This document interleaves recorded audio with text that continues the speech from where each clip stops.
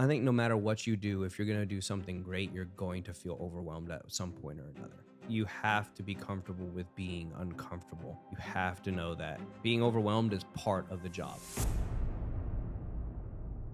Welcome back to the Spinoso Podcast. I'm your host, Dr. Alex Spinoso. My experience and expertise is in scaling all types of medical businesses to 7, 8, and 9 figures. I'm sharing my journey to having multiple 8-figure companies and someday enjoying a 9-figure exit. This isn't a podcast telling you what you should do. I'm just telling you how I did it. I want to help you build your business as well, take ownership of your life, and become a better leader at home and at work.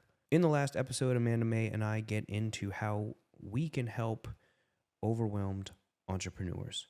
So let's get back into part 2. And I know you're going through that too now. So you have, Sean, who's the stay-at-home dad now, and you're out running these businesses and everything like that. Like how we talked about how he's great and everything. How has that been for you? Because usually, traditionally, obviously, everybody goes back to suits and, Don Draper, like you're the woman, you got to stay at home, not the boss babe. How's that stepping into that? Yeah, it's an interesting journey because I think for the first time ever in my life, after I had Elia, I remember nursing her one day and just that connection with her and the feeling at this stage in my life being so present with my body and the baby, which seems very, very different than 20 years ago when I had my son. Maybe I just don't remember it, but I just think I'm in a different place now. So feels different. And I remember for the first time ever in my life thinking I would give up everything just to be a mom. And what would my life have looked like then? You know, that only lasted a week or so. Okay. Fair enough. But I did have that thought. So I can understand, and really feel what it feels like for a woman that's like, I just want to be a stay-at-home mom and have that freedom to do that. And I think that's a beautiful experience if that's what a woman chooses. For me, it's like I love it so much. I love business so much. I love creating and developing, and that keeps me going day to day. So Mhm. it's like without that, I don't feel my best. And so, after a week or so, and my hormones were all over the place and things. And, I'm like, I really can have it all. I can connect with her and be there for her Mhm. and run a business or businesses.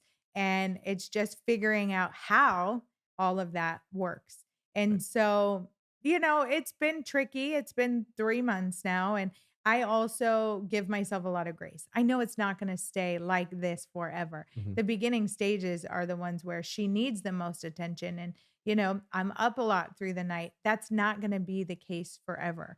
And so I've been really gracious with myself because I'm usually very structured and very strategic about things, to know that I have to flow a little bit more throughout my day. And that's as uncomfortable as that is for me. It's only going to happen for a short period of time. And then I can get back to like more of a schedule. And so, I have dedicated times. We work on the fact that like by noon every day, she's 100% with him. But the mornings she takes her naps. So I can check emails and I can start to get in the flow of the day. I can outline what it is. What do I want to accomplish at Mhm. noon? So from noon to usually 6:30, I have my whole day to focus on what I need to do for work. And so, it works out right now. And sometimes I don't need all that time. Sometimes I can get things done a lot faster than that. But I know that that's my window to really focus on. And if I can get things done faster, then I'll work out in that time, or I'll go get my nails done, or I'll go get my hair done. But that window is the window that's kind of the me window. Got it. And that's going to change. I know that too. So, I get as much done as I can during her morning naps. But a lot of times that's when I'll work on things at the house, like laundry, which is a really big shift for me because I'm usually a morning worker. Okay. So I would normally get up at 5 a.m., get to work, take a break Yeah. at noon to work out, and then get back to work for a few hours in the afternoon. So I've had to completely like shift my day. And so I remember the first couple days of that, I was just like, this is terrible. And I was so stressed out. And I was like, what Miserable. am I going to do? I'm never going to get my work done, which is not at all the case. Hmm. It's just that, I have to dedicate that time at a different time of the day Yeah. and have my coffee a little later in the afternoon, Yeah. So it's working out. But I think also for the flow, like being okay to flow a little bit more right now is really important. And that's even with my workouts, like when am I getting in fitness? When am I scheduling family time? Because we right now have things scheduled where he's doing his morning fitness and eating and meal prepping and things, showering, all the things he needs to do. And then he takes over and I'm off doing my thing. Hmm. So, and then I take back over and I'm getting her ready for bed. So we don't really have connection time. Mm. So that's something that I think, we will look at each other after a few days and be like, wow, I really miss you, and like kiss each other. Yeah. He's good at kissing me when he wakes up in the morning, Hmm. but that's like, that's the extent of it Yeah, right that's now it. because we're, Mhm. trading on and off baby. But I know it's good, I'm just in a phase at the beginning of the momhood, if Yeah. you will, That's a lot for sure. where it's different, but it's not going to stay that way. So I know that too. Yeah, absolutely. So balancing it the best that I can and taking moments to even just stop and hug him if, we're passing baby back and forth, Hmm. give a hug and, Yeah. or sometimes if she happens to be sleeping at a time where we're both hungry, we're like, let's have a meal together, Yeah. and that we might have like a 15-20 minute window to sit down just and talk about a podcast we heard or Hmm. talk about something we read. We try to connect in that way, less about, hey, this needs done or that needs done. We'll do that in passing. But when we sit down to actually have a conversation, it's more depth. That Yeah. way it feels, more connected. Yeah. Yeah, that's how we're doing it That's good. for now. No, I think it's Ask me good. on the next podcast. I'll have Right? something different to Yeah, you have tell something you. different. No, and it's that's just the thing. It's always changing. It's always improving. You're trying to find what works best for you and what works best for your family. And at the beginning, we were lucky enough to actually have my parents and then the day nanny and the night nanny. So we were able to go out, and when we mean go out, we lived in the high rise apartment. So there was restaurants, across the street. So we went downstairs, went across the street to eat, and I don't think we went out for the first month or so, obviously, because Steph had a C-section, couldn't really move or anything. So we didn't go out then. But if we did go out, we went out once every 2 weeks at the most, and it was right across the street, so that we had the cameras up and everything like that, and the nanny was in the house, or our family was in the house watching the babies, and that's how it is at the beginning. Mhm. You want to be around there all the time. They're eating every 2 hours. They're got to make sure you pour into them a lot and everything. And now that they're two, obviously they're a little older. We can still have our date nights every Friday, and the nanny will take care of them while we're Yeah. gone. But I think that's one big thing that I think people have to get over as well, is that trust issue. And people, I know there's shitty people all the time now, taking care of your kids, and those shitty people when we were growing up too. I went to a horribly abusive like child or babysitter, and I Mm. got awesome fucking stories from it. But in the end, I think people are just so afraid to trust anybody now with their kids, which I get. That's totally fine. But if you're afraid to trust somebody with your kids, then at least trust somebody to come over while you're there and like do your laundry, Mhm. or do the baby's closed, or cook food for you, or cook food for the baby, if you want it organic food and stuff like that, or clean the house or make your beds. Or I mean, those people can come over for 2 hours a day, 3 hours a day, and get that all off your plate, to where you're not having to do that. And then you could have that extra baby time that you have, so you're not Yeah. passing, or you have that time to eat with your husband. If you have somebody, if you want to have a date night, like have them watch the baby in the living room, and you're in the kitchen dining room eating, having a date night together. Yeah. So I think those are important things that people don't understand, like, well, having a babysitter, or having a my kid's so young, or I don't trust my kids with anybody else. That's fine. Then have somebody come over, make sure, like any job, you would interview them heavily, check their background. And what you'll find is actually nannies and people that work in homes have more, they expect a background check. They have more references than any person that I've ever hired in any of my companies. They have more letters of recommendation than anybody I've ever hired in any of my companies, because essentially these people are raising other people's kids or helping raise other people's kids or going into other people's homes. So they Yeah. have to have more security, more back end stuff, like more. These people are usually more up and up than people that are in the medical field looking for a job, Mm. really. Mhm. So, finding the right person is, I think it's easier, I think, in that world than it is just looking for somebody to work in your business, because somebody who works in your business, they're not going to have that same amount of recs, or they hate their last job, or that's why they're leaving because their boss sucks, and you don't want he doesn't they don't want you to call their boss and to find out that they're looking for a different job and everything like that. Nannies, it's all word of, again, going back to marketing, it's word of mouth. These people trusted their own kids. We've gotten our other nannies that we use for night or for day or for part time. We've gotten them all jobs based off of our word of mouth, because we have triplets, and it's like, if I mean, we trusted these people with our triplets, and we watch them and we interview them and we cover them heavily, and they're great people. I mean, they're going to easily find jobs in other people's homes because of the word of mouth. Yeah, that's great. So that's really what, I tell my business partners as well, and they have a lot of money, and the mom's struggling. It's like, get somebody to come over while you're working in your home office and sit the baby down and have the person literally sitting there, or have the person going and fucking around in the kitchen, cooking food and crap like that. And if the baby cries, have them come change it. If the baby shit itself, have them come change it. And you can still be there the entire time watching that person like a hawk, but they're doing things away from your kid. And it's called a mother's helper. Oh, Really. And they come in and they help the mom with all the mom shit during the day. And it really helps, just you decompress and focus on either business, focus on just playing. Again, going back to just playing with your kids, and you can focus on that.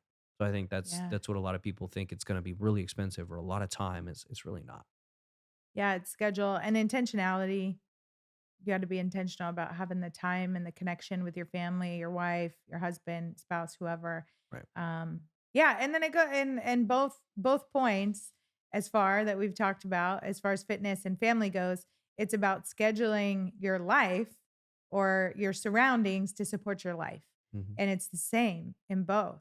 So does that play over in finances? Because you make good money. Hmm. And so do you ever like worry about money? Or how do you structure your life Yeah. so that structure your environment so that your finances support your life? Yeah. I worry about money every fucking day, for sure. And that is well known that the number one causes of arguments in any type of marital strife is really around money. Somebody spending willy nillies, they're not being on the same page, one person not knowing where the money's going in the relationship, etc. That being said, yes, I make good money, but I make sure that I never live above my means by any amount. And I could buy a much bigger house than what we live in. I could buy many more cars, but instead, I choose to listen to my mentors that have way more money than me, who always say, live on, if you can, 10% or less of the amount of money that you have. And I'm almost there, because a lot of people don't make, uh, like, okay, cool, I make, $50,000 a year. How am I supposed to live off 10%? I get it. There's different levels to it. However, when I was making, as a physician, 150,000 or $200,000 a year, I wasn't living in a fucking nice house. I rented the house that I had bought so it would pay for its rent, and I lived in the foyer of a crack house with my wife for $500 a month. And even through building the business for the first 2 years, we still lived in that, or for saving up for building the business for 2 years, we still lived in that foyer, and we saved up $100,000 on that. So okay, cool. We saved $100,000. I spent $50,000 on a mastermind. Fuck. Now we're back to square one again, right? That mastermind Arate changed my life. I met my business partner Brent, etc., and it's been a result of amazing things. I would do it again in an absolute heartbeat. But then when we moved to Las Vegas, we didn't move to a home in Las Vegas. We moved to a little townhome. It was a 2-story. There was only two of us. It was 1,600 square feet. That's massive for us. It's literally, you don't need that much space. There's two of you, you need a studio Mhm. at most. Really, if you want a bedroom, cool, one bedroom. You don't need extra bedrooms. People want to visit, fucking stay at the Motel 6 across the street. Like, no, you don't, visitors or whatever. Like, if they have visitors, sleep on the fucking couch. That's what I got. Mhm. Sorry. Don't do shit for others because you just want to impress or have a bigger house or have a bigger location. So then we moved to Dallas. And when we moved to Dallas, we finally lived in a nice condo. And the only reason why we lived in that nice condo, and that was expensive, that was $5,000 a month. And the only reason why was because in that condo, all the super ultra wealthy people in the area lived there. And it was, again, across the street from my first office here. And so I could walk to work. And at the same time, I was being able to rub elbows with and meet people that had, I mean, the ex CEO of Blockbuster, the ex owner of Hollywood Video, the CEO of Pepsi, or he was the vice president, I believe, of Pepsi, who had retired. Lay's Corporation executives, Dallas Cowboys lived there in that building. All those people I got around and learned from and was able to push them towards my business, which made me money and was able to help me cover my rent. So, and there's levels to the game. And at this point, we live in a $1 million house, and we were kind of forced to buy it because I was looking again to rent. The next stage of my life, we were looking at rent for anywhere between $3,500 to $5,000 for a house that could have enough rooms for triplets. And everything we found was just dirty and old and not great. And so I was like, okay, well, what can I find that's going to be that we're going to be able to actually live? And we found this house in the middle of the night and saw it the next morning, put an offer in, and luckily enough, we got it. But that being said, it's a $1 million home. It's amazing, and sometimes I have to catch myself because it's like, well, we could have a bigger house. I could afford our house payment with a freaking 9% mortgage now is like $7,000 a month, Mm. but we could afford a 20 grand, 30 grand a month house. We could afford a $5 million house. We could afford it, but then you become house poor. It's Mhm. like, cool, all your money is going to your house, and you don't have time for the staff, like our nanny. You don't have time for being able to pay for kids' private Spanish school and uh, trips or events, or being able to buy assets like other rental homes that will help pay for the things that we're doing. Or I love cars. I'm highly driven by cars. I don't have the ability to have extra money to buy the McLarens or the Lamborghinis if I buy a super expensive nice house. And I don't need a super expensive nice house. I need a super expensive nice fucking garage, but I can't afford a super expensive nice fucking garage that has a gym in it right now. Mm. So I'll get a decent house, and when I move into the next one, it'll be a decent house. If my wife has any way with it, she wants a bedroom for each of the kids, a bedroom for us, a gym, a relaxing area. She wants like a 14-bedroom house. And I'm like, that's a 14-bedroom fucking house. Like, we got 17 people in the house. What are you talking about?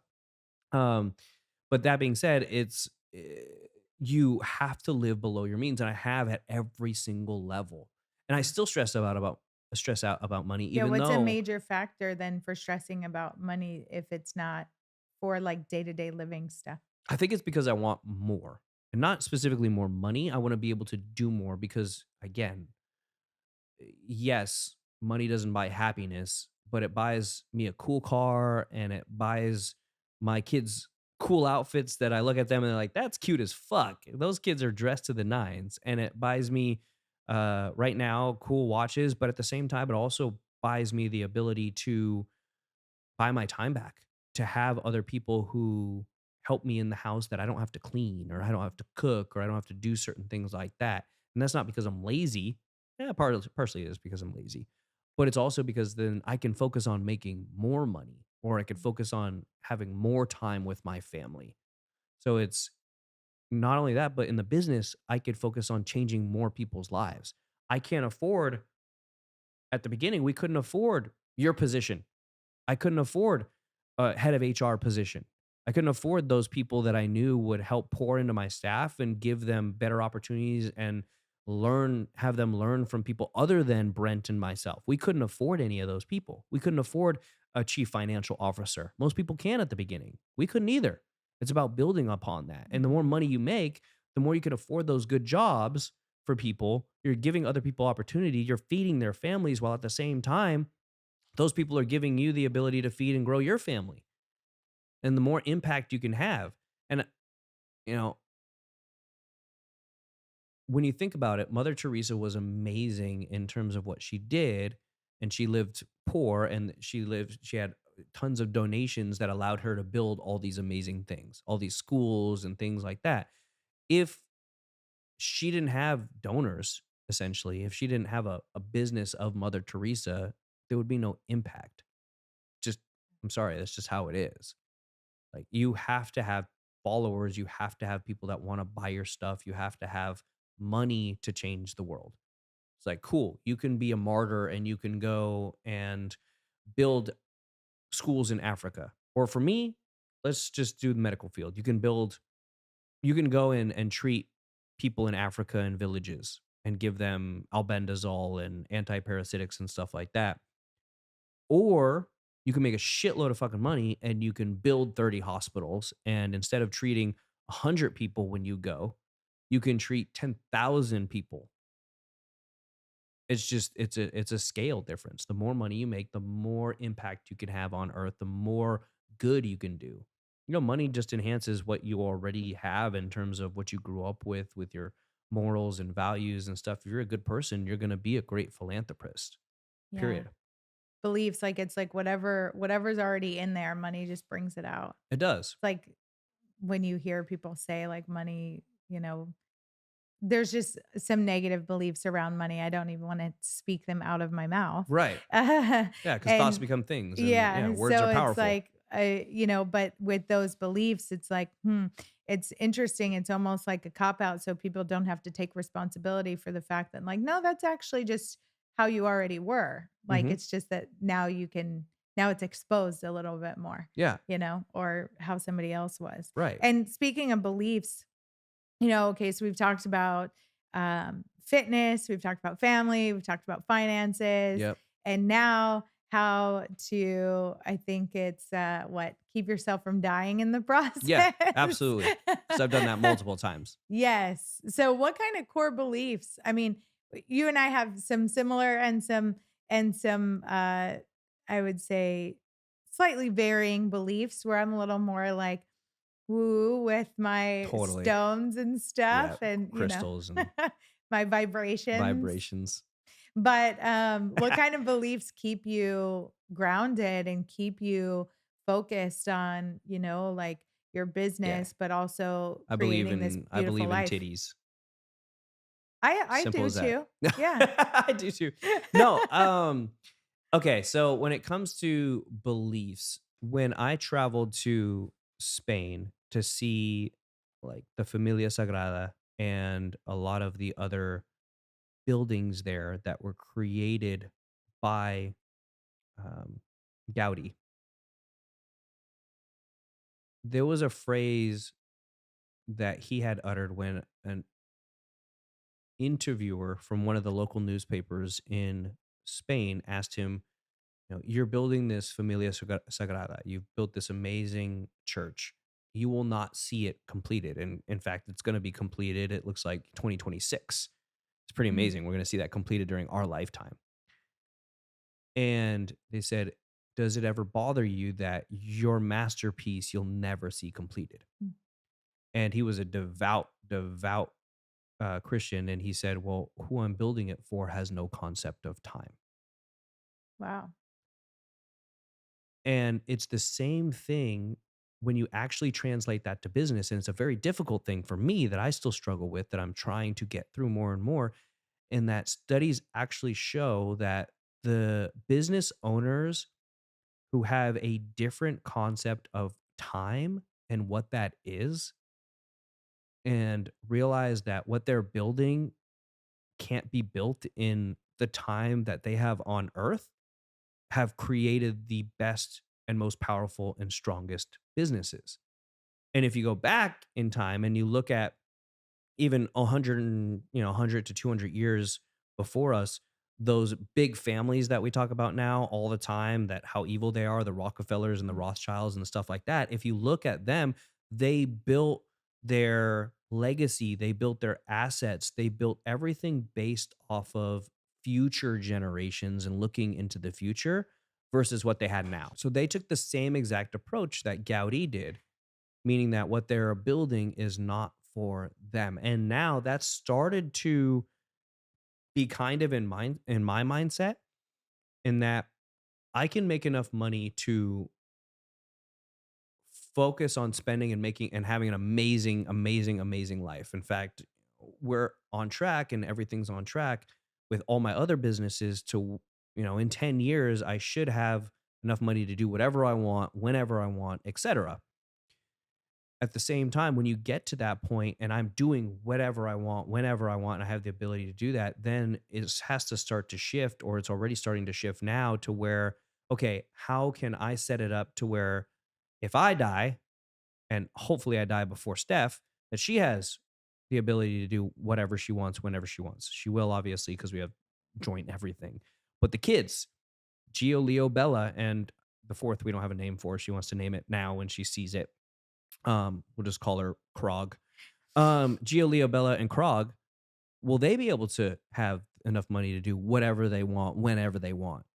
Will their kids and their families be able to do whatever they want, whenever they want? Mm. So it's setting up a system now for future generations, is what now I'm really focused on, and the beliefs in that. And when it comes to the spirituality part of things, my wife is very Christian, and she loves it. She loves her faith. She's amazing. I grew up in a Catholic, all, boy, I went to Catholic school, then I went to an all boys Jesuit high school, and Jesuit high school was actually great because the Jesuits, as a religion, in their teachings, teach you to question everything, even religion. That's why they have the most people lost from their religion if possible. They do a terrible job of it. They could really learn from the other religions how to keep people retained in their church. And more specifically on the Jesuits, by the way, because Stefan just corrected me, I want to make sure I get that right. The Jesuits are an order of the Catholic Church, not Catholics in general. But the Jesuits, they teach you to question everything, their way of thinking. That being said, I grew up with all that religion. My dad is Roman Catholic. We're Italian. It's how it is. I have necklaces with saints and stuff like that, which Christians, they're not about the saints. They're about Jesus and the one God. And then the Catholics, we got a whole bunch of fucking saints. The saint of legs, they got the saint of hair, they got the saint of everything. Pray to your saint, light the candle. Hispanics do the same thing. That being said, Einstein said it best when he said that the gaps between where science makes sense and things completely don't make sense is where God comes in. And people thought, well, Einstein, wasn't he just super sciencey, like him and Darwin hung out and they were super like, no, he was very, very religious. And so do I believe there's probably some sort of higher power? Yeah, there has to be. Do I believe in free choice? To a degree. I think that's lessening more and more as I see things like align. Do I believe that life happens for you, not to you? Yeah, absolutely. Do I believe that going and to church in a public setting and praying is going to help me in any way? No, not at all. Do I think that praying does help? Yeah, absolutely. Um, do I believe that really, I'm gonna go anywhere after I die? No, I got no fucking clue. But I can't fault or tell anybody else that they're liars, and neither can anybody else because they don't fucking know either, for the most part. And there's stories of people going to hell and going to heaven and vice versa and whatever. And I think there's a lot of chemical mixtures with that too, especially on the science side. But I have no idea. Who am I to tell people that their religion is wrong and that their beliefs are wrong? And I've been everywhere. I've been to the Buddhist temples in Taiwan and India, and I've been to the I've been to Africa and been with them while they pray with their gods, and been to the Middle East and Turkey, and been to, I mean, all different types of gods and religions and people and in general. And it's like everybody's got their own beliefs. Who am I to tell them? It doesn't fucking bother me unless their belief is like I gotta kill you because you're a piece of shit. I'm like, maybe your religion sucks, but other than that, am I spiritual? Yes. Do I believe in God? Yeah, there's got to be something out there.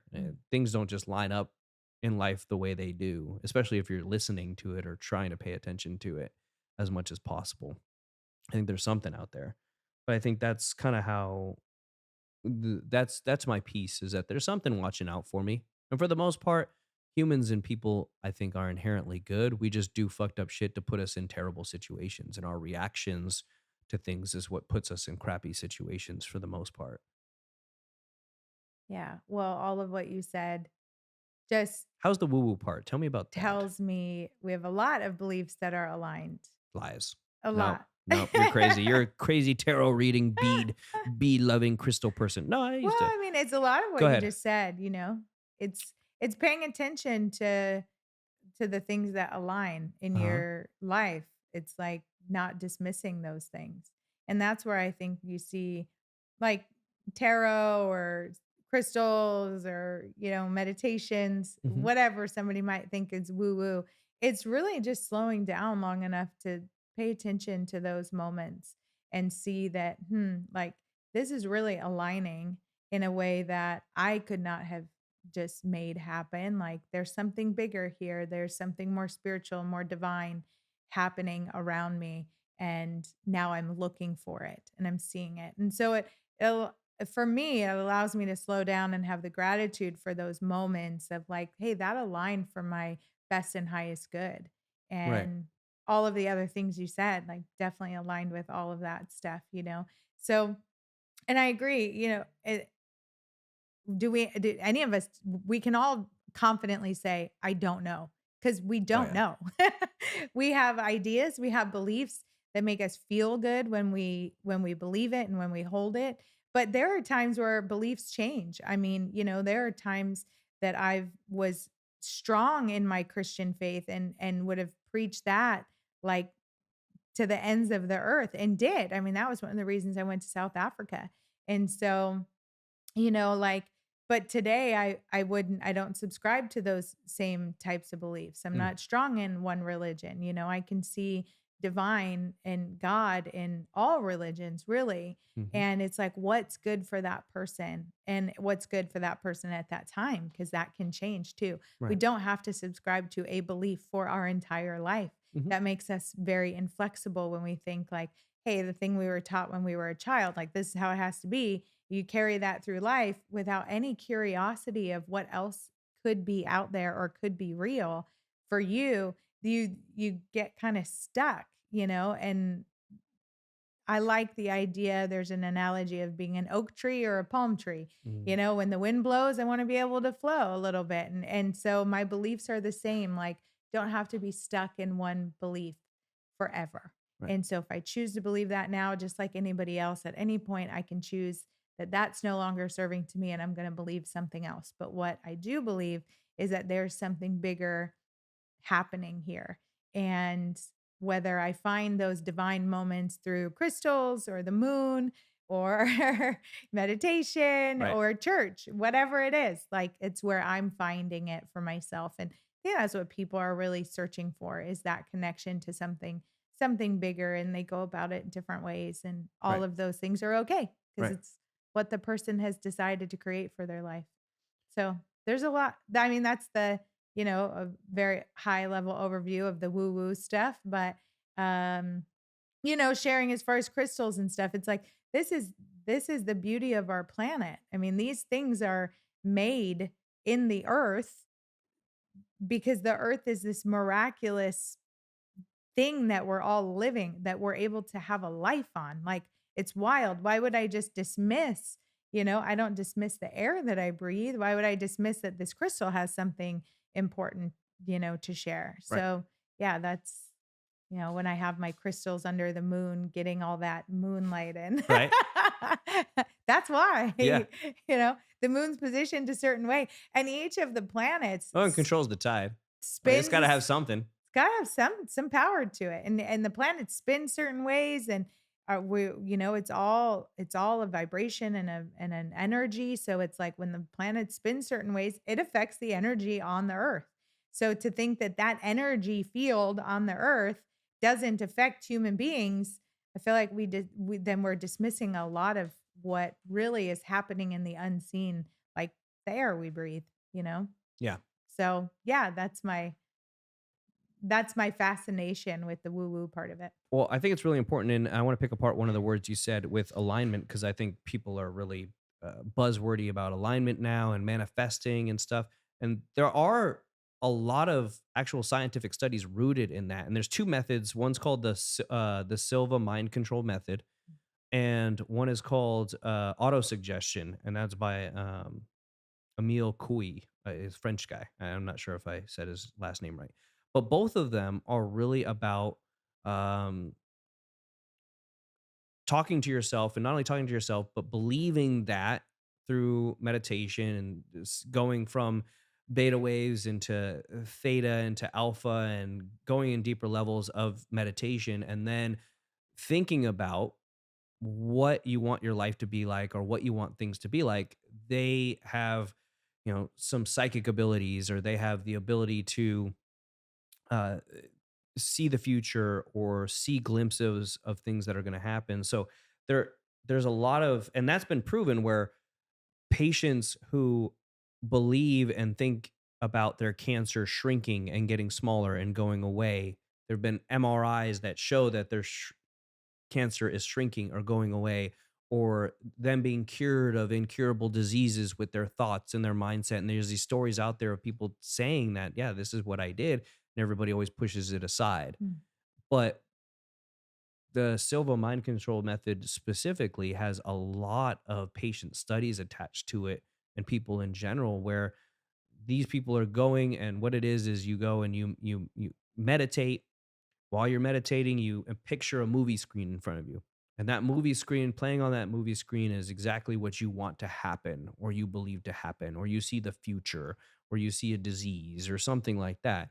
And through that, doing it multiple times, you can get deeper and deeper, and then you start to manifest things coming. But I believe part of that is obviously having good beliefs, having good attitude, but at the same time, yeah, there is energies to everything. There is the belief to everything. I still wholeheartedly believe, and I wrote this on my things of, like, a list of things I believed when I was 15 or something like that. I wrote it when I was 15, and I wholeheartedly believe that I remember being able to heal my knee after knee surgery faster than anybody else because of meditation and going through it. And even before that, one of my core memories of being made fun of in school was when I went to, God, this was long ago.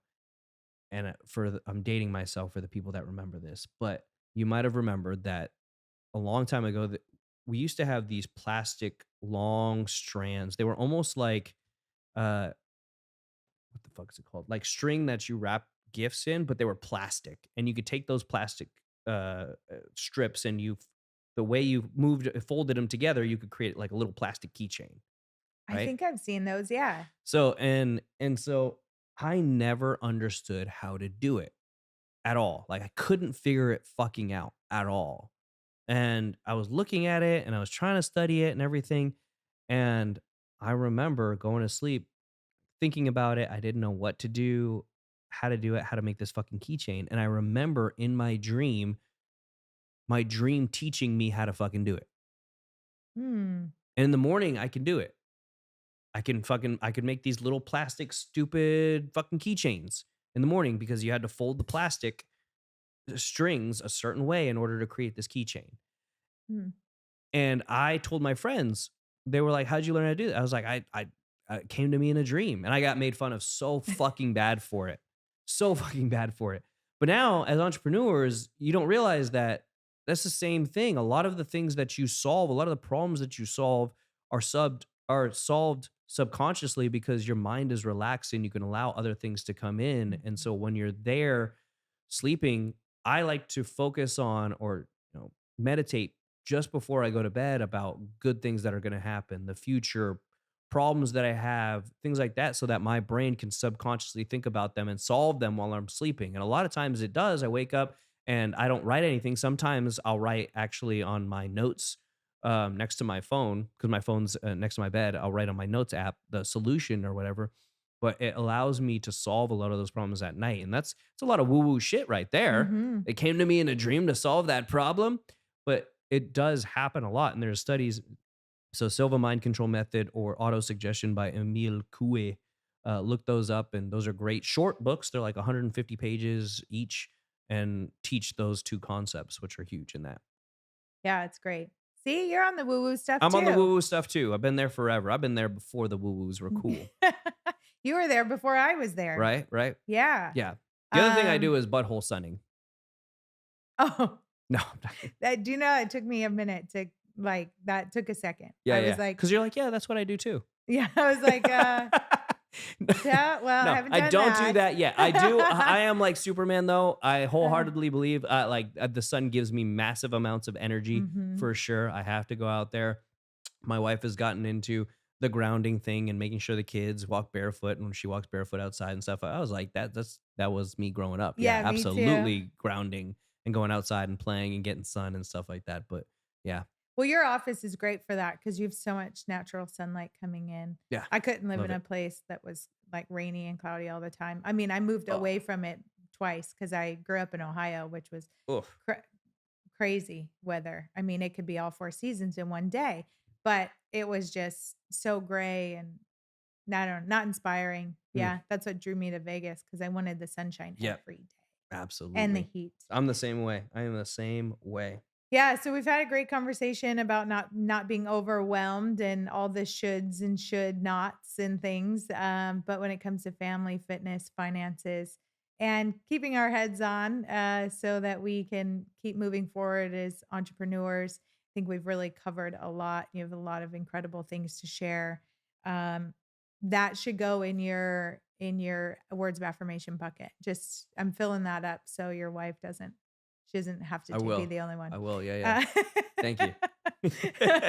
what are your final thoughts on helping entrepreneurs not feel overwhelmed? I think no matter what you do, if you're going to do something great, you're going to feel overwhelmed at some point or another. Period. Like you have to be comfortable with being uncomfortable. And if you're not, then don't build business. Don't grow anything because you're not going to do anything great. Period. You have to know that being overwhelmed is part of the job. That being said, being overwhelmed usually is because you're not doing something that you should be doing. You know, the number one thing to get rid of being overwhelmed is just starting to take action. You get overwhelmed because you have this list of 50 things to do, or it's piling up, or you're not doing something you know you're supposed to be doing just because you're avoiding it. Just start doing those things little by little, time by time. Remember, what you're building is not for you, anyways. Just start to have that. No, there's no concept of time for what you're building. What you're building for, the people that you're building it for, they have no concept of time. My kids have zero concept of time right now. My grandkids, they're not even born yet.